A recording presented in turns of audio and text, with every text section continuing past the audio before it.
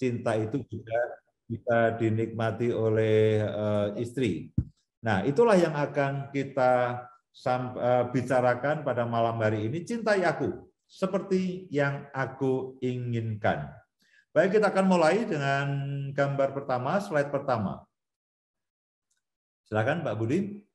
Nah, di dalam kitab Injil Matius pasal yang ke-7 ayat 12 katakan begini. Segala sesuatu yang kamu kehendaki supaya orang perbuat kepadamu.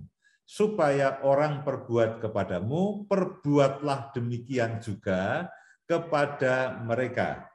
Itulah isi seluruh hukum Taurat dan kitab para nabi. Segala sesuatu yang kamu kehendaki supaya orang perbuat kepadamu, perbuatlah demikian juga kepada mereka. Nah, kalau ayat ini kita implementasikan dalam kehidupan suami istri, artinya kan begini, segala sesuatu yang kamu kehendaki supaya pasanganmu perbuat kepadamu, supaya apapun yang kamu harapkan pasanganmu perbuat kepadamu, perbuatlah demikian juga kepada pasanganmu. Perbuatlah demikian juga kepada pasanganmu. Nah, disitulah isi seluruh hukum Taurat dan kitab para nabi yang pada malam hari ini khusus kita akan implementasikan dalam kehidupan berkeluarga.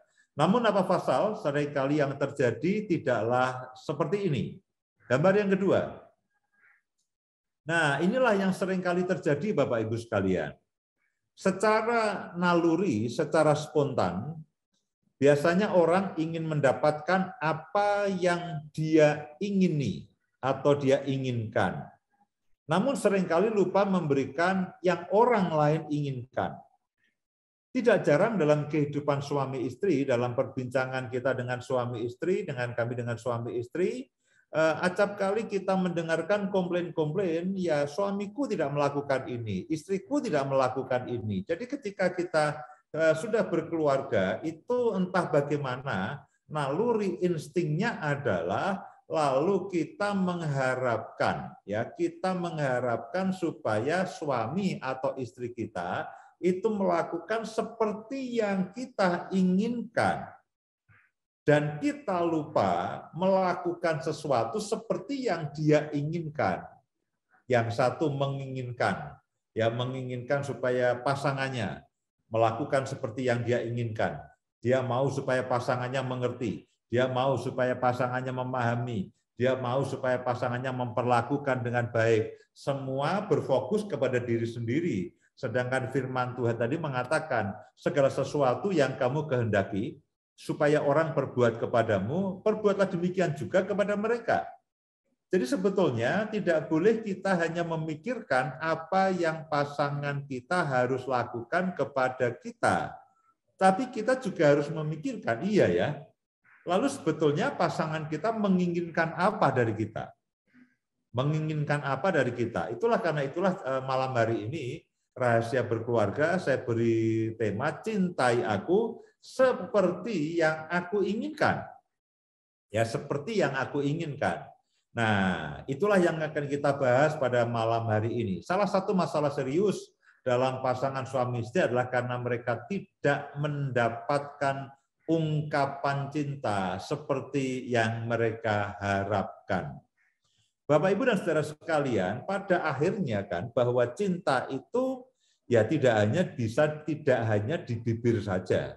Cinta itu tidak selalu abstrak. Kita akan menginginkan tanda-tanda ungkapan cinta dari pasangan kita. Tidak hanya sekedar omongan. Ya dulu mungkin kalau pacaran mungkin ya aku cinta padamu setelah habis SMS-an begitu ya, mungkin zaman dulu SMS-an begitu ya. Setelah SMS-an lalu ya terakhirnya dikatakan aku cinta padamu dan sebagainya. Nah, pada waktu masih pacaran, masih jauh, mungkin kata-kata aku cinta padamu itu cukup. Ya, I love you itu cukup. Tapi setelah kita menikah, oke, tentu kata I love you kita masih perlukan. Masih kita ucapkan dan masih kita ingin dengar. Tapi kan bukan hanya masalah itu saja. Dalam kita menjalani kehidupan sehari-hari, kita punya pertanyaan besar, kita punya kerinduan besar dari pasangan kita, bahwa kita ingin mendapatkan ini cinta dalam bentuk yang praktis, cinta dalam bentuk yang kita bisa nikmati, cinta dalam bentuk yang kita bisa raba, dan juga bisa kita dengar. Karena itulah nanti kita akan bicara mengenai bahasa cinta atau bahasa kasih itu sendiri, ya, karena ungkapan cinta itulah yang kita inginkan, yang kita harapkan dari pasangan kita. Nah, repotnya seringkali dalam kehidupan rumah tangga lalu masing-masing ingin mendapatkan dari pasangan kita, tapi lupa untuk memberikan kepada pasangan kita terlebih dahulu. Gambar berikutnya. Nah, akibat tidak dicintai dalam tanda kutip, ya, akibat tidak dicintai dalam tanda kutip. Karena kalau kita tanya setiap kali saya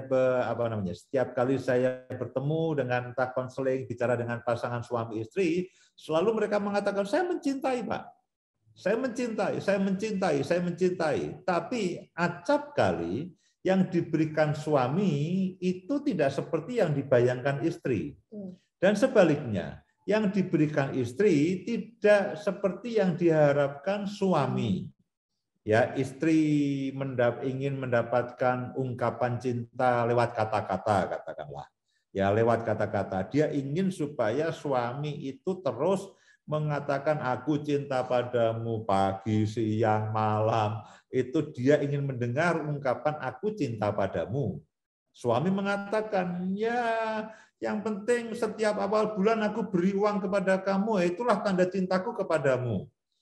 Nah, sebetulnya tidak hanya seperti itu. Nanti kita akan sampai kepada bahasa kasih atau bahasa cinta itu masing-masing persepsinya beda. Persepsinya beda, yang diharapkan itu beda. Nah, acap kali apa yang diberikan suami, kadang-kadang suami mengatakan, ya yang penting kan aku sudah kasih uang ke kamu. Itu kan, ya itu berarti kan aku cinta padamu. Padahal istri bukan hanya membutuhkan uang, tidak hanya membutuhkan uang, dia membutuhkan pelukan, dia membutuhkan kata-kata aku cinta padamu itu keluar dari mulut suaminya. Nah, tidak jarang para suami juga para suami juga kadang-kadang, apalagi mungkin kita orang Indonesia tidak terlalu romantis begitu ya, tidak terlalu biasa mengatakan I love you, aku cinta padamu dan sebagainya. Bagi orang Indonesia, bagi para suami, kata-kata aku cinta padamu itu mahal sekali. Ya, itu mahal sekali. Nah, akibatnya apa? Akibatnya lalu istri merasa tidak dicintai. Suami merasa mencintai. Ya, di sisi yang lain, kadang-kadang suami ingin mendapatkan pelayanan all in dari istrinya, ya. Kadang-kadang ada suami yang begitu, ingin mendapatkan all in dari istrinya, ya, mulai katakanlah di kamar tidur, di kamar mandi, pengen diambilkan handuk, diambilkan pakaian, kalau perlu dihandukin sekalian habis mandi, ya, pengen pelayanan. Ada laki-laki yang dalam bayangannya kalau istrinya mencintai saya, ya dia akan menyediakan semua yang saya butuhkan. Mulai dari handuk, pakaian ganti, sikat gigi, odol juga dipelototkan begitu kalau perlu, kemudian juga kaos kaki, sepatu, makanan, minuman, piring, sendok, garpu, dan sebagainya. Ada laki-laki yang inginnya seperti itu. Ada laki-laki yang inginnya dilayani all in, semuanya. Nah, tapi kan tidak semua perempuan, tidak semua istri itu bisa melakukan itu. Nah, lalu ketika suami tidak mendapatkan apa yang diinginkan dari istrinya, akibatnya apa? Dia merasa tidak dicintai dalam tanda kutip. Nah, akibatnya apa? Akibatnya apa? Kalau baik kita tidak mendapatkan apa yang kita harapkan dari pasangan kita sebagai ungkapan cinta, sebagai wujud cinta, sebagai bukti daripada cinta, yang pertama kita akan kecewa. Kita akan kecewa, ini aku tidak mengira nih, ternyata perempuan yang aku nikahi, ternyata laki-laki yang aku nikahi kok jadi begini. Ya, dulu sepertinya dalam masa pacaran kok sepertinya mendapatkan semuanya. Tapi begitu sudah menikah kan semua keluar aslinya, begitu sudah menikah. Kadang-kadang kalau pacaran kan kita memberikan performa yang terbaik, ya. Kalau kita pacaran kita mencoba memberikan performa yang baik, memberikan penampilan yang baik. Tapi kadang-kadang setelah menikah ya semua normal kembali. Semua kembali ke aslinya. Nah, akibatnya apa? Kadang-kadang muncul rasa kecewa. Lalu hampa. Ya, dalam kehidupan rumah tangga, dalam kehidupan keluarga itu hampa.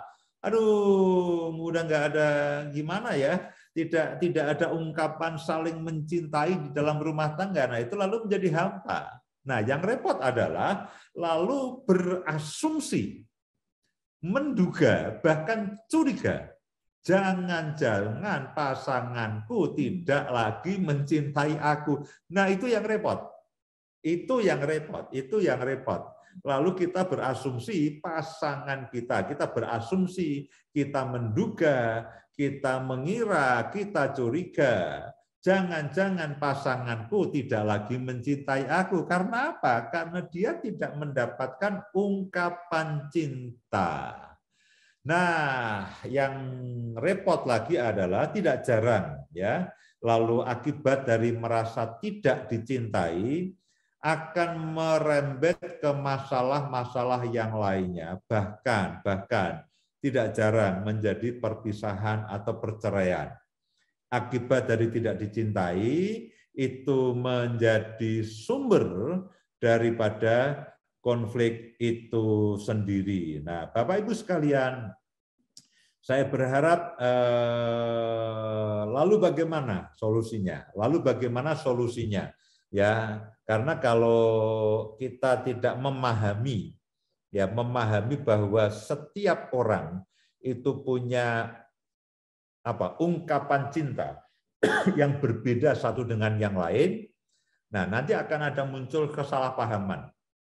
Ya, kesalahpahaman akan suami dan istri. Nah, ketika suami mengungkapkan lalu akan terjadi kesalahpahaman, lalu jarak menjadi terbentang, lalu tidak jarang itu menjadi masalah yang semakin hari semakin besar. Nah, lalu bagaimana? Gambar yang keempat. Ya, saya ingin membekali ya dengan persiapan begini sebelum nanti kita sampai kepada detail paling tidak ada 5 bahasa cinta, 5 bahasa kasih yang katakanlah sudah cukup terkenal, tapi saya berharap malam hari ini kita bisa memahaminya. Nah, yang pertama kita harus mengenali bahasa kasih kita dan bahasa kasih pasangan kita. Pada dasarnya Pak, apa sih bahasa kasih atau bahasa cinta itu? Yaitu adalah cara kita mengungkapkan dalam bentuk tindakan atau kata-kata kepada orang yang kita kasihi.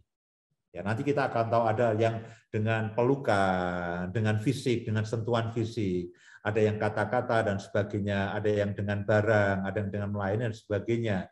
Tapi kita harus membuka diri, kita harus memahami bahwa kita ini punya bahasa kasih, punya bahasa atau bagaimana kita mengungkapkan cinta kita atau kasih kita. Demikian juga pasangan kita. Yang repot adalah kalau itu berbeda. Kalau sama, itu akan menolong.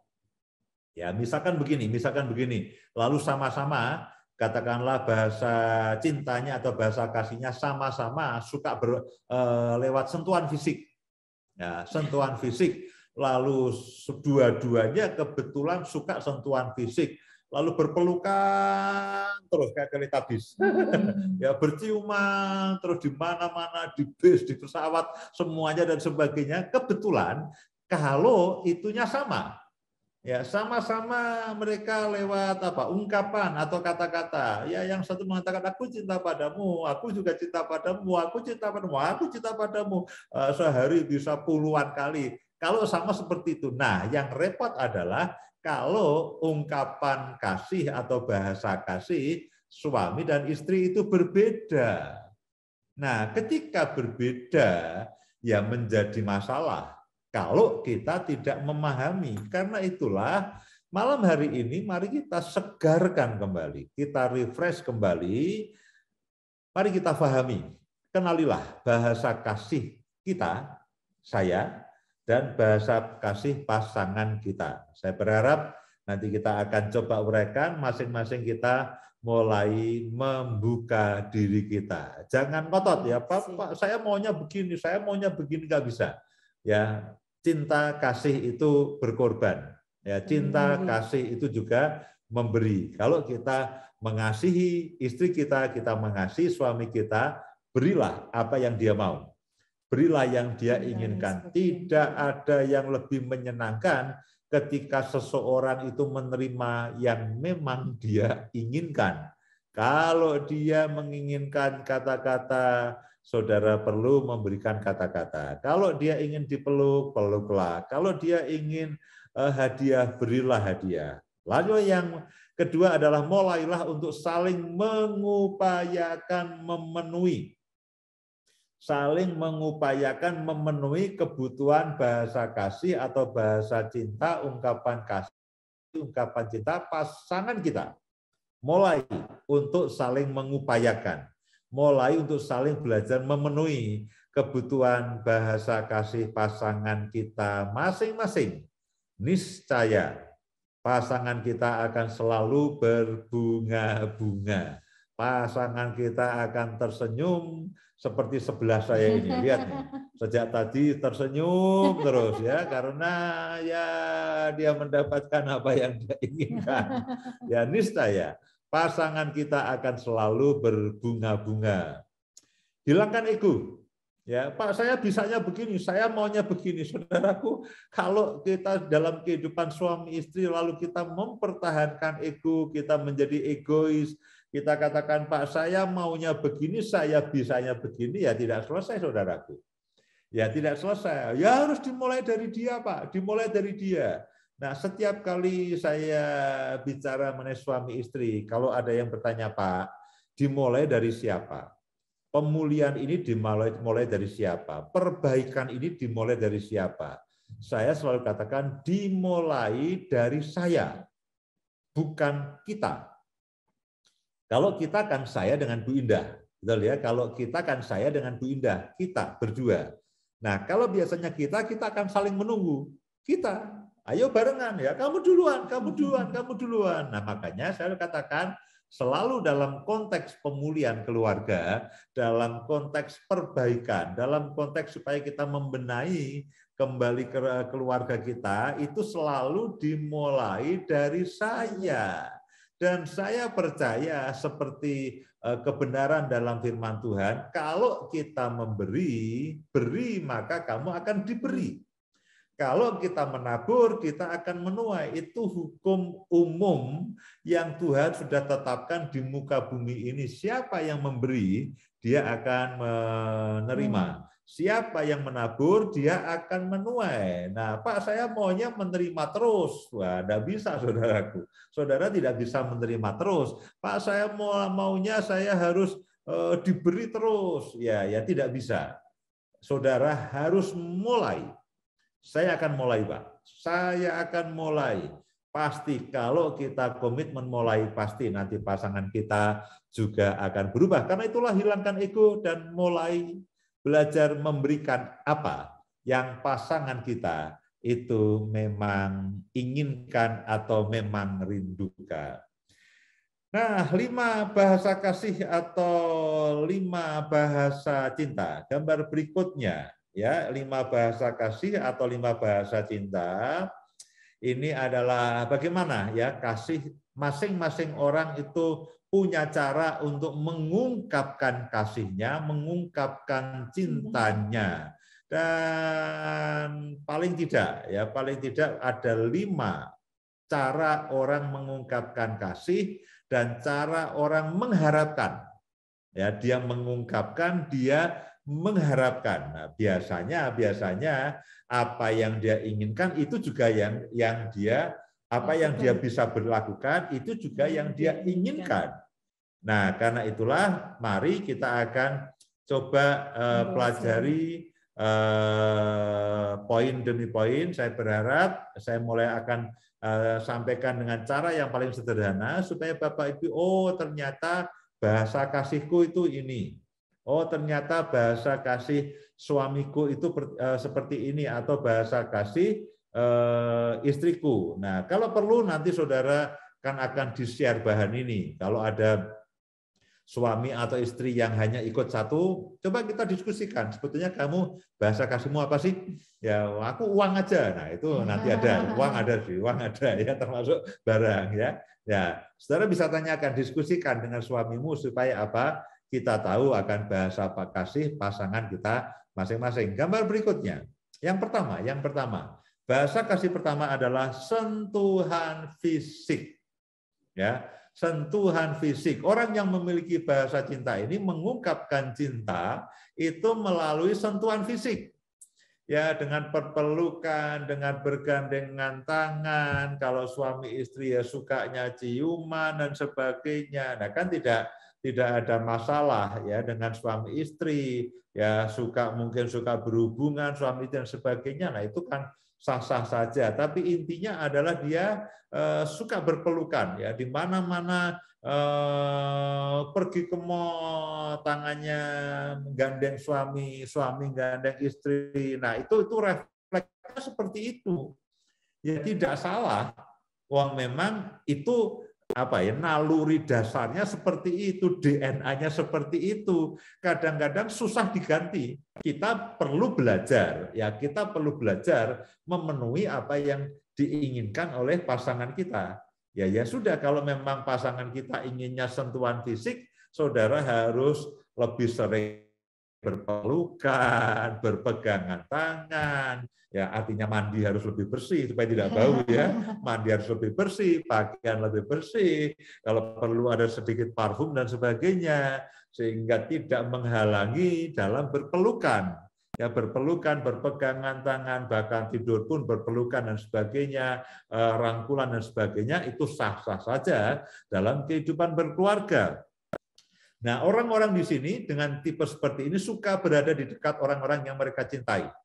Dan dengan mudah menangkap isyarat nonverbal, ya, isyarat yang tanpa kata-kata, ya dengan ungkapan, dengan tindakan.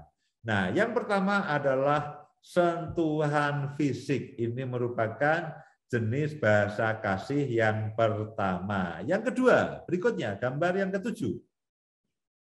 Melayani. Orang-orang ini menunjukkan cinta mereka melalui tindakan pelayanan. Ya, tindakan pelayanan. Seperti melakukan pekerjaan rumah, melakukan hal-hal yang baik untuk mereka, orang yang mereka cintai, entah memasak, entah melakukan sesuatu, mencuci pakaiannya, tapi intinya adalah berupa tindakan melayani. Ya, tindakan melayani. Dia suka dilayani, tapi dia juga suka melayani. Mereka senang melayani orang lain dan merasa paling dicintai ketika orang lain melakukan hal yang sama untuk mereka. Ya, ada orang-orang yang seperti ini, saudaraku. Ya, ada orang-orang yang seperti ini. Orang dengan bahasa cinta ini cenderung sangat tidak mementingkan diri sendiri dan mengutamakan orang lain. Karena apa? Dia memang pada dasarnya suka melayani. Ya, ada istri-istri yang suka memasakkan suaminya. Ya, kadang-kadang juga saya lihat dua kali juga ada suami-suami yang suka memasakkan akan istrinya. Nah, itulah bahasa cinta yang diharapkan maupun yang dia bisa berikan. Nah, saudara dan saya harus memahami akan apa yang diinginkan oleh pasangan kita. Ya, gambar itu saudara mungkin harus belajar sedikit-sedikit, mulai belajar memijat, belajar mengurut dan sebagainya. Kalau memang pasangan kita itu bahasa kasihnya adalah melayani dan dia ingin dilayani. Saudaraku, alangkah baik dan alangkah menyenangkannya kalau kita ini bisa membahagiakan orang yang paling kita cintai loh. Kalau kita tidak membahagiakan orang yang kita cintai, lalu kita itu ingin membahagiakan siapa? Ya, jadi saya selalu katakan tidak apa-apa. Ya, kita harus belajar sesuatu supaya orang yang kita cintai itu betul-betul bahagia. Yang ketiga, waktu yang berkualitas. Ya, family time. Ya, kalau zaman sekarang ya quality time, waktu yang berkualitas, family time. Ya, kita makanya sekarang kan kafe itu di mana-mana karena orang ternyata butuh menghabiskan waktu bersama-sama. Menghabiskan waktu bersama mereka adalah ungkapan cinta terbaik untuk orang dengan bahasa cinta ini. Cuman jangan begini. Ya misalkan, ayo kita ada tempat bagus kita ke sana. Jangan sampai di tempatnya masing-masing pegang HP sendiri-sendiri. Ya itu namanya bukan waktu berkualitas, itu namanya main HP bersama. Ya, bukan itu maksudnya.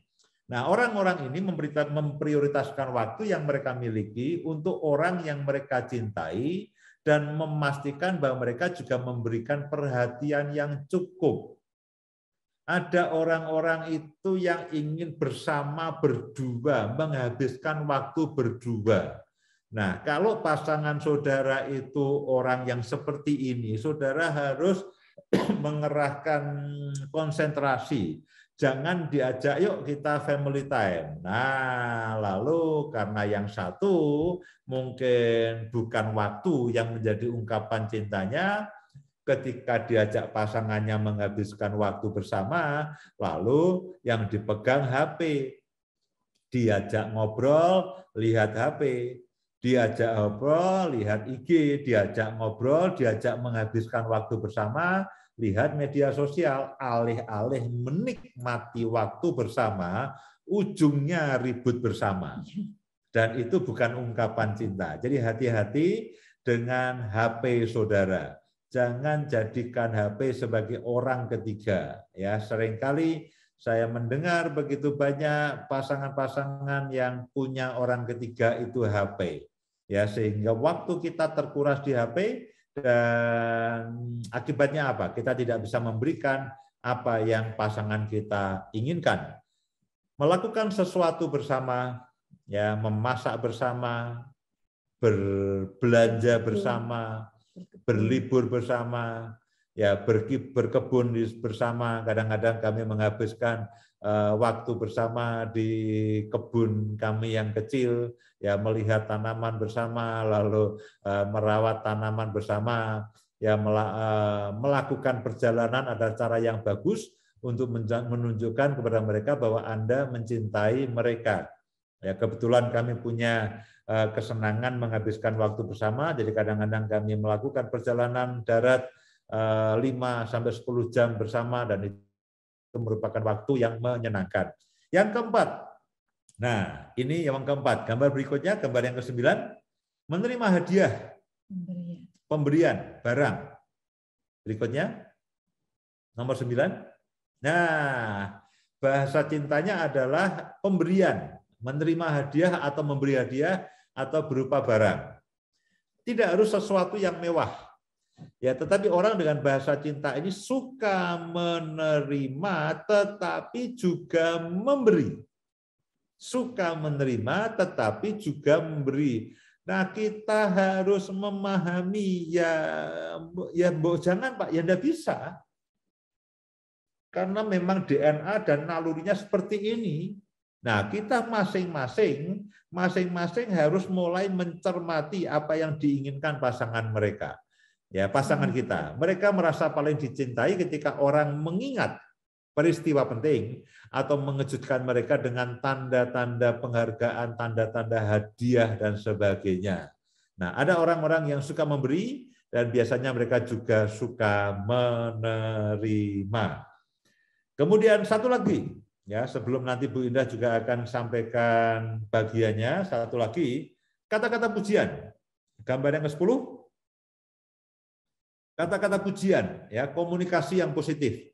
Pujian atau kata-kata penyemangat, ya, ungkapan cinta adalah yang terpenting bagi orang-orang ini. Suka dipuji, suka disemangati, suka dengan kata-kata cinta, ya. Mereka lebih suka menunjukkan dan menerima cinta dengan memuji dan mendengarkan secara aktif.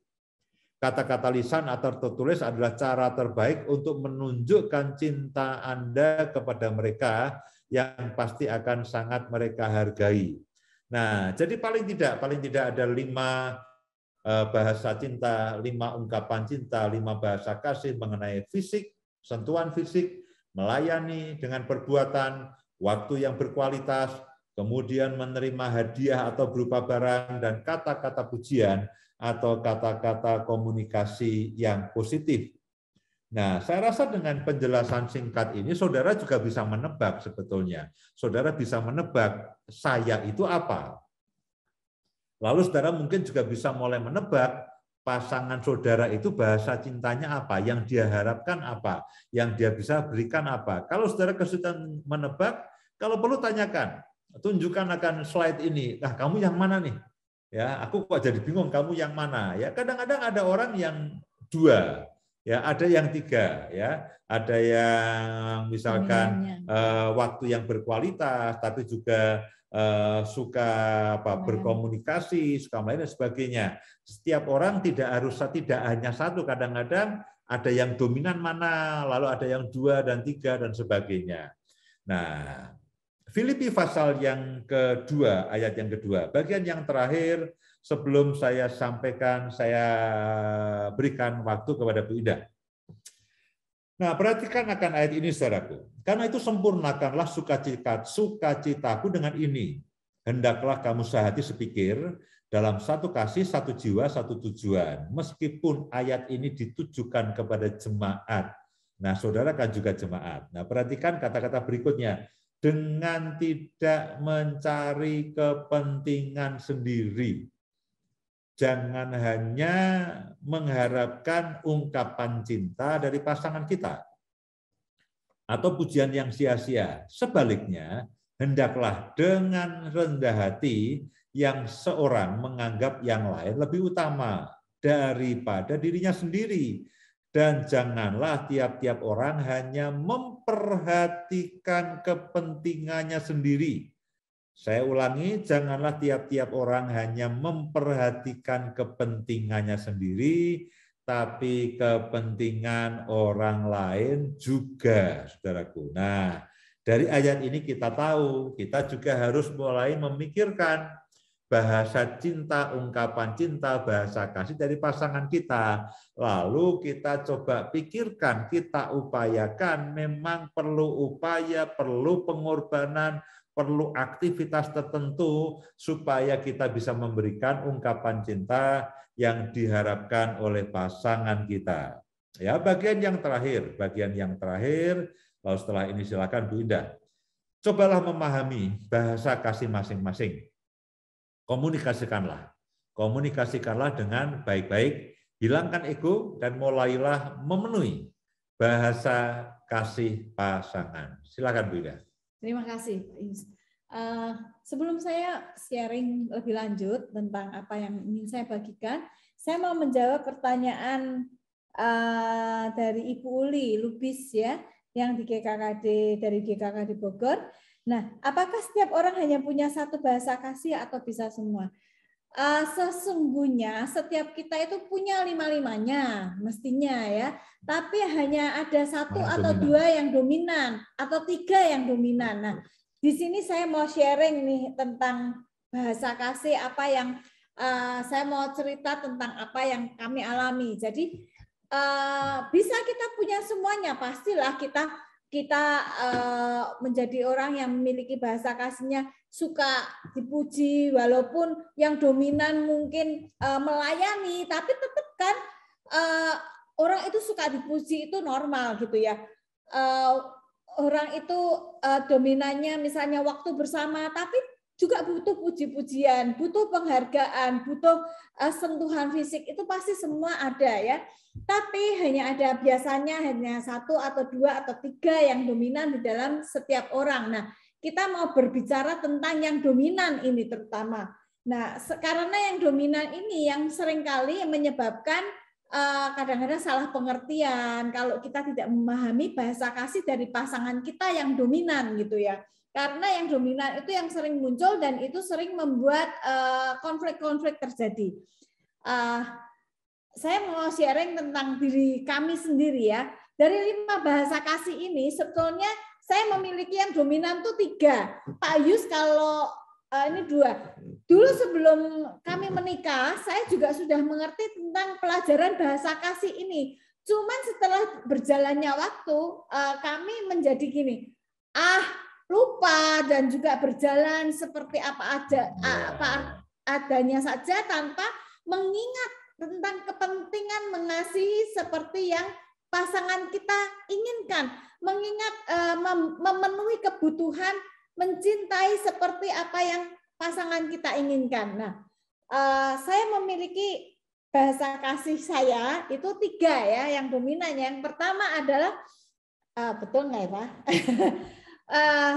Apa ayo? Kata pujian. Kata pujian. Yang kedua, sentuhan fisik. Pemberian.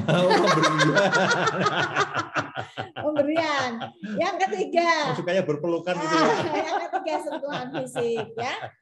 Tapi beliau ini memiliki 2 dan itu berbeda dengan apa yang saya punyai gitu. Waktu bersama dan melayani gitu. Seringkali itu membuat saya nggak bisa memahami gitu. Dulu ya 15 tahun pertama saya, ini orang kok kayak gini ya kalau ada konflik gitu ya. Mesti gini. Kalau ada konflik karena dia bahasa kasihnya waktu bersama, dia selalu gini. Kamu ya, dengerin aku dulu. Lihat ke aku. Kalau aku bicara. Nah, sedangkan saya itu orangnya yang cuek lah, iyalah, pokoknya diselesain. Kadang-kadang saya baik-baikin, saya kasih sesuatu gitu ya. Enggak sembuh gitu.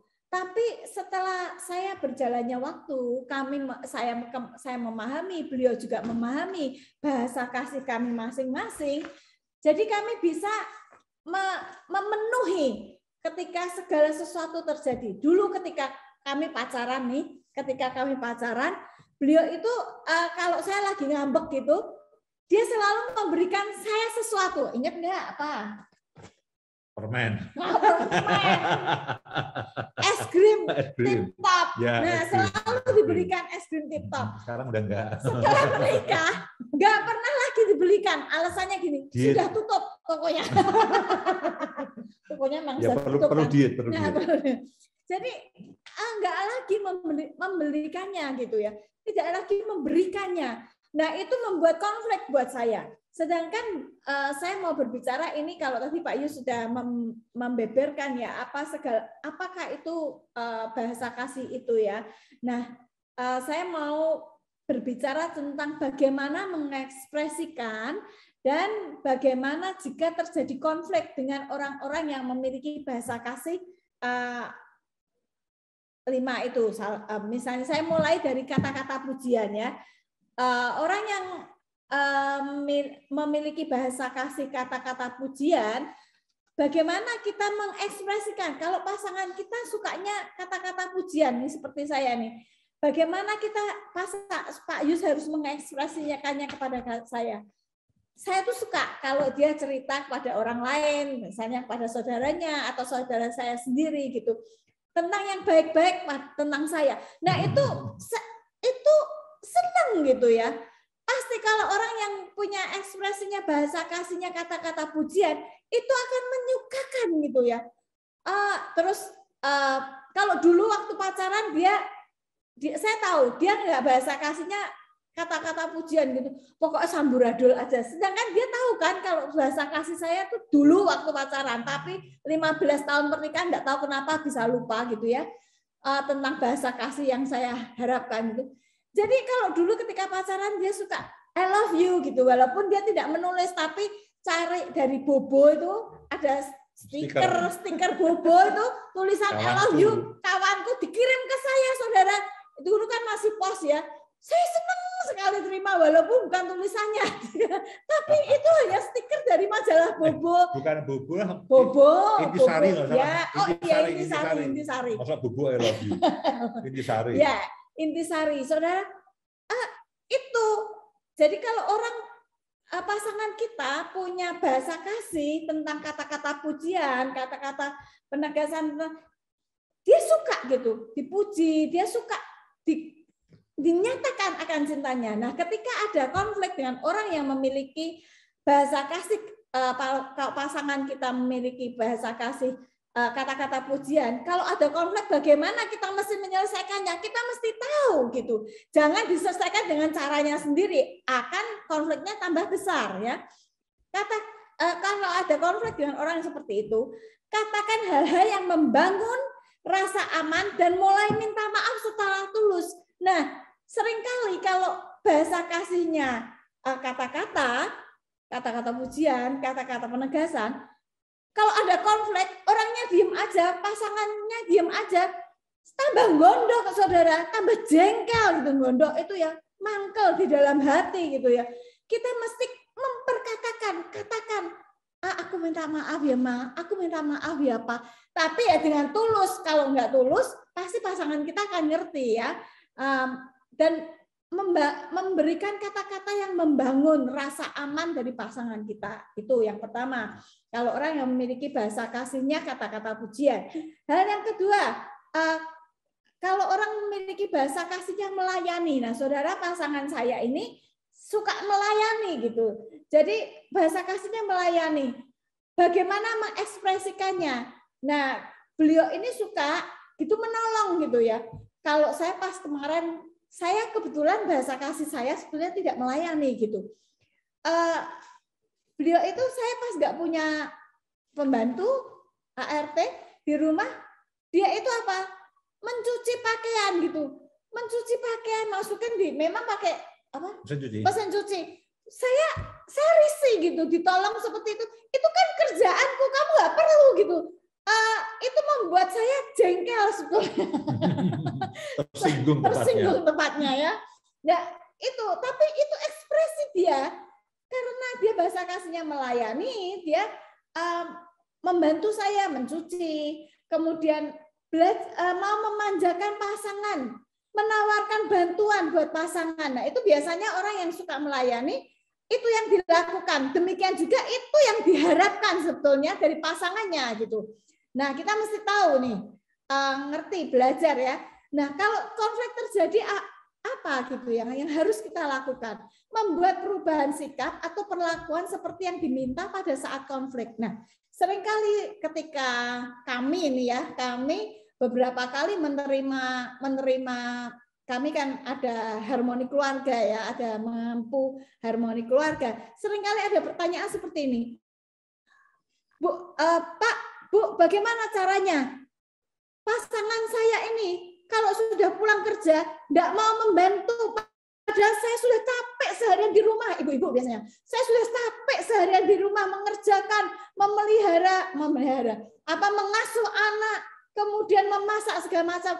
Tapi suami datang hanya leha-leha baca koran, baca WA, ketawa-ketawa sendiri. Itu biasanya pasangan ibu-ibu yang seperti itu, yang itu bahasa kasihnya melayani. Bapak-bapak ingat, kalau pasanganmu bahasa kasihnya melayani, ketika di rumah, bapak kerja, pulang rumah, ayolah bantulah istrimu, tawarkan, Mah, apa yang bisa aku bantu? Mungkin saudara hanya disuruh, tolonglah Pak, ini apa namanya, bawa anak-anak main gitu. Kan sebentar ya sebetulnya, tapi itu sudah menyenangkan dan tidak membuat konflik. Daripada kita terus diem aja, istri akan marah gitu. Istri akan menjadi konflik. Nah, itu yang dengan bahasa kasih yang melayani. Hal yang ketiga adalah waktu bersama. Mengekspresikannya seperti yang sudah Pak Yus sampaikan. Seringkali kita mesti mematikan yang menghalangi waktu-waktu bersama. Misalnya matikan handphone atau jangan diaktifkan, kemudian TV, radio, dan lain-lain. Nah, suka orang yang memiliki waktu bersama itu Pak Yus juga nih, suka waktu bersama. Jalan berdua, dating, memulai hobi bersama, lakukan bersama-sama. Nah, ketika ada orang yang memiliki bahasa kasih waktu bersama, nah ketika terjadi konflik, pusatkan perhatian pada pasangan. Mendengarkan dengan empati dan tidak menyela. Seringkali saya dulu salah mengerti dengan beliau. alah wong cuman gitu aja, ngapain sih aku harus dengerin, ngapain sih aku harus matiin ini, taruh itu handphonemu, dengerin aku dulu. Nah dulu saya membuat saya juga jengkel gitu, karena saya tidak memahami atau memang cuek aja gitu dengan bahasa kasihnya beliau. Tapi setelah saya belajar memahami, saya tahu bahwa itu yang dia butuhkan. Saya belajar mengesampingkan hal-hal yang mengganggu waktu bersama kami. Ya, dulu saya juga nggak mau kalau suruh menemani dia pergi kemana. Wong cuma beli makanan burung, ngapain harus menemani? Saya tuh malas, harus ganti baju segala macam. Tapi beliau suka karena itu waktu bahasa kasihnya beliau itu waktu bersama. Jadi setelah saya memahami ini, ya udahlah, beli makanan burung, beli pupuk, ya saya harus ganti baju gitu ya. Kalau dulu saya beli pergi sendiri aja lah, oh deket aja kok gitu aja. Dulu saya seperti itu ya. Tapi setelah berjalannya waktu saya mengerti itu membawa kita semakin dekat ya. Kemudian kalau kita memiliki pasangan, kita bahasa kasihnya pemberian atau hadiah, jangan lupa tanggal ulang tahun, tanggal anniversary, jangan dilupakan. Tanggal-tanggal penting itu jangan dilupakan.